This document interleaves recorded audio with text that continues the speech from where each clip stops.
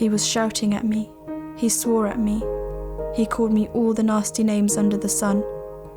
He called me a slag, a prostitute. He goes and gets a deck chair, and he goes and throws it at my leg. And I was in tears. I was shaking. I was really, really upset and sore. Domestic violence could be, for one example, sexually abuse. So making someone watch something they don't want to, forcing you into sexual relations if you don't want that. Probably slapping, punching, bruising. So physical? Yeah. Physical abuse.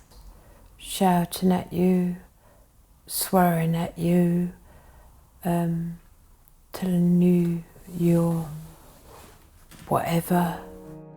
I wanted to go and see a friend that I hadn't seen for a long time, and she's only just come out of hospital. And I turned around and said to him, "I'm going to visit my friend." "No, you're not. No, you're not. You're staying at home. You're doing the cooking." He locked me in the house with both set of keys, and I couldn't get out, so I had to call for help. In terms of controlling behaviour, would it be like stopping you from seeing people, do you think? Yeah, it would stop people like seeing their friends, their relatives. Yeah. Controlling you, stopping you going out, seeing your friends, timing you, stopping you having mobile phones, phoning friends, texting and that, and they think that you're seeing someone and all that, and they get really jealous of it. I sort of like turned around and said to him, "Why did you do it for? You knew I had to go and pay the bills. You knew I needed to go and get food.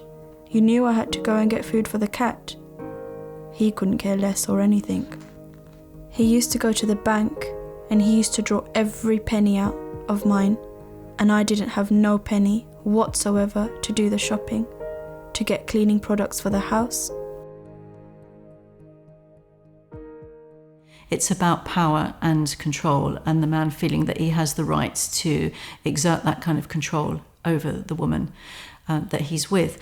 So in simple terms, you might say that domestic violence happens because men feel that they have the right to act in that way, that there is nothing effective done to stop them from behaving in that way, and it's very effective, and that it is, by using violence, you can get the person to do what you want them to do. Why do you think it happens, domestic violence? Why do you think it happens to some people?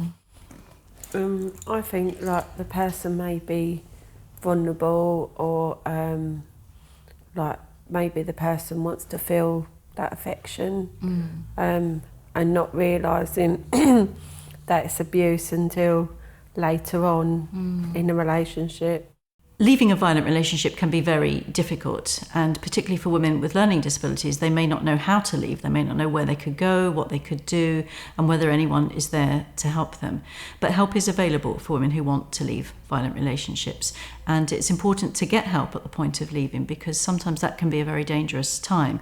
If a partner realises that a woman is going to leave him, then the violence can escalate at that point. But there are definitely people who are there to help and who could give advice on leaving in a safe way. One thing is pretty clear, and that is that the violence is unlikely to just stop of its own accord. And so just hoping that things might get better is usually not enough. If a woman wants the violence to stop in a relationship, usually she will have to leave or get her partner to leave. Obviously, people can get help to control their violent behaviour, and that's to be encouraged, but generally speaking, it does take some action on the part of the woman.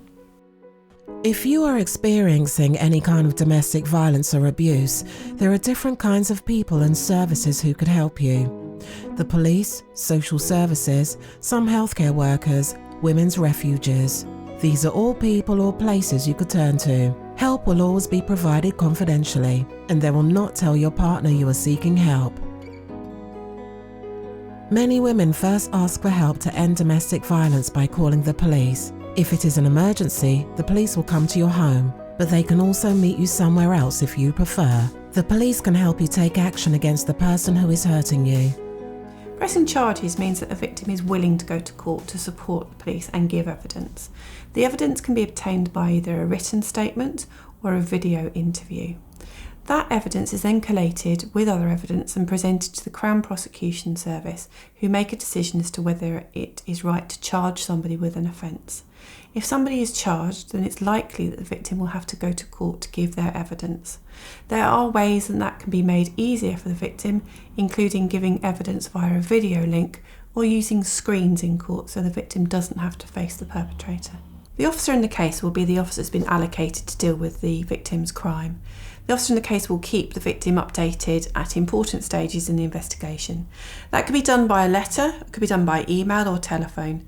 Alternatively, somebody could nominate a support worker maybe to have those updates. If the victim chose not to support a prosecution on the first occasion, or maybe even to return to the relationship, the police will be there on other occasions if necessary to deal and support the victim.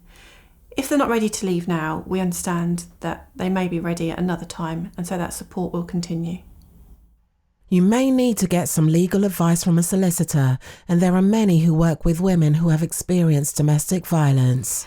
Any solicitor can give advice to the person suffering domestic violence with almost immediate effect that will help them protect themselves. So, for example, we'd make sure that they've reported all the matters to the police. We would make sure that they've learnt to keep a diary. We can give them practical advice such as how to get in touch with people who can help them change locks, get them moved into refuges. If it's a solicitor that works in the area of domestic violence, you'll find that they've got a lot of contacts in that area. Sometimes a doctor or nurse may be able to help. For example, if you go to a sexual health clinic, the staff there are experienced in dealing with domestic abuse and in helping people talk about difficult or embarrassing things. Or, if you are hurt and you go to hospital or a minor injury unit, the staff there will help you. It might be a good idea to come to a sexual health clinic to talk about domestic abuse because we're used to talking about those sorts of things. Everyone that comes to see us, we ask them about if they've been a victim of domestic abuse or if they've been a victim of sexual assault. So we're used to asking those sort of things. We also ask about your sex lives, that sort of thing, and we're not embarrassed about it, so hopefully you'll feel comfortable and you won't be embarrassed either. The sort of advice we'd be able to give to a woman is not to be scared, to feel free to talk. We know people they can speak to, that they can confide in. We know phone numbers for the police, and we've got contact numbers and addresses for people they can talk to if they want to, short of which they can always talk to us and talk to us as long as they need to. Whether you already have a social worker or care manager or not, social services can help you if you or someone else tells them about the domestic violence you are experiencing. Just like all the other agencies, they will keep what you say confidential. If you have children, social services will need to make sure they are protected from any harm. If you come to social services asking for help, or if somebody who's worried about you makes a referral to social services, a social worker will make contact with you and arrange to meet you in a safe place, at a place of your choosing, at a time that's good for you. We will ask you if you feel safe to return home.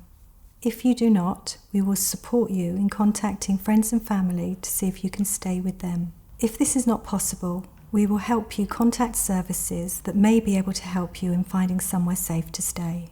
Sometimes it could be a really good idea to have someone who can help you understand what is happening and help you make difficult decisions. An independent advocate is someone there for you, someone on your side who can help you get what you want. A woman who's experiencing domestic violence might find it very helpful to have an advocate working with her to access information from local support services such as domestic violence advisory agencies. They might find it helpful because an advocate can attend any meetings or interviews with the police or with social services and can just generally help you perhaps consider housing options, can actually help you to apply to go on the housing register or perhaps access a refuge if you need somewhere safe to go. So it's just having somebody with you through what is a very difficult time to help you consider and make decisions that are best for you. If you are experiencing domestic violence and you need help, you can contact the police, a solicitor, social services, a nurse or a doctor or an advocate. Of course, you can always tell someone in your family or a friend if you think they can help too. Sometimes women need help straight away because they are in danger at home. It is not safe for them to stay where they are, as they could get badly hurt. If this is the case for you, you may be able to go and stay in a women's refuge. Refuges are safe places for women to live on a temporary basis, and women can get help and support from staff who understand domestic violence.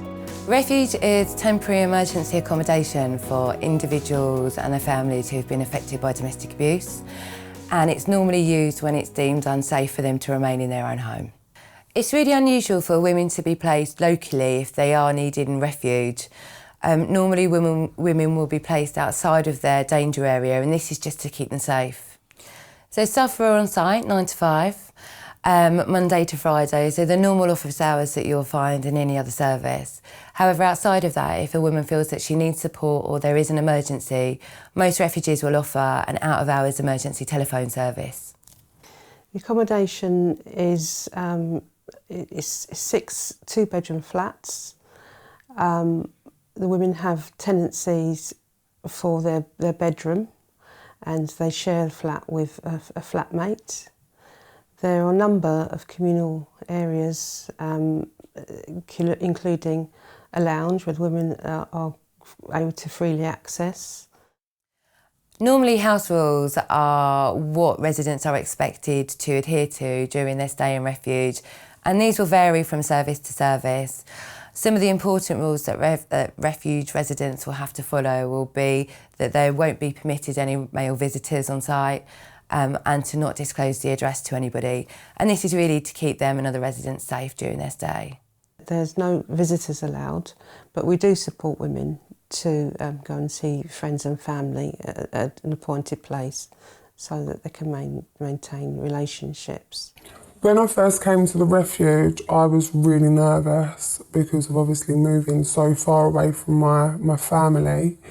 When I got here, I was welcomed by my key worker, who straight away made me feel really at ease. The children took about a week to settle, but after that, they've just come on leaps and bounds from it.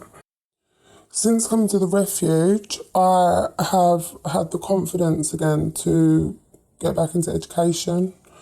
I've become a stronger parent, so my children are doing so much better. It's a really nice, safe house. You're not being hurt or you're not being punished or anything. What you go and do, and basically the women got their freedom. They haven't got anything to worry about. Any concerns they've got, they can go to the staff or their key workers. I think that a message I would like to give to other women is not to be afraid of taking this step, because it can be really daunting. But, you know, the way that your life can change when you come here for the better is such a difference. If I had stayed where I was, my children would be unhappy, I'd be unhappy, and our lives wouldn't be going anywhere.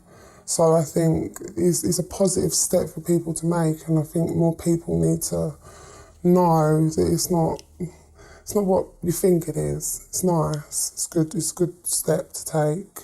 I feel in myself that I've come out of my shell more and seem to be doing more myself. And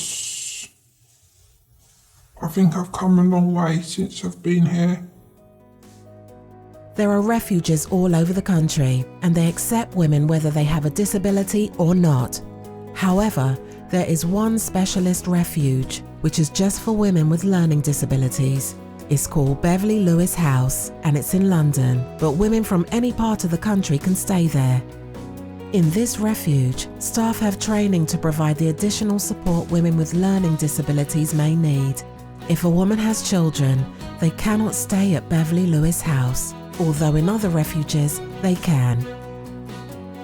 I think it's important for women to know that no one has the right to hurt you. You do not have to put up with it, and there are people that can help you. You don't have to put up with being hurt.